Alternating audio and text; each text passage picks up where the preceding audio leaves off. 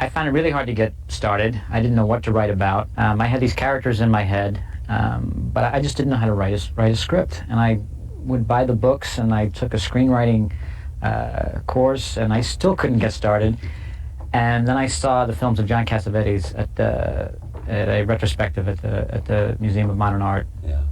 Saw all of his films, or most of them, in about 10 days. And I just found his films to be so inspiring that afterwards I just started writing. Because I didn't feel like I was watching a movie.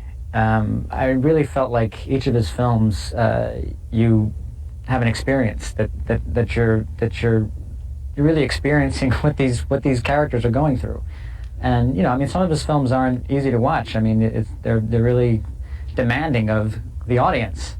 And but I really like that. Oh, and I also like the way that he didn't judge his characters. He kind of shows them their good side, their bad side, and sometimes you don't like them, but you're always interested in them.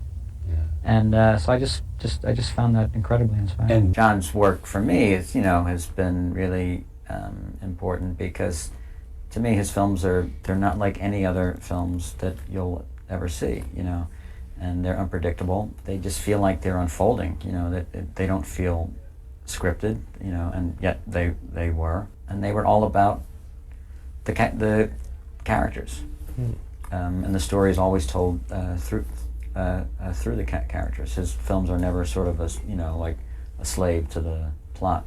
Yeah, and he also worked with incredible actors. Jenna Rollins is, she's just, she's amazing. And Gazzara, Peter Falk, and Seymour Cassel, who that I got to work with in The Soup, and we're friends now, and he's just an incredible actor and a great guy. Well, Seymour is, he's one of my favorite actors, and he's, also just about game for anything. And John Cassavetes was like a brother to him. And well, then I just started writing without being concerned about what the story was or what the plot was. I just thought, if I can get these characters and just start writing dialogue, that the story would kind of write itself.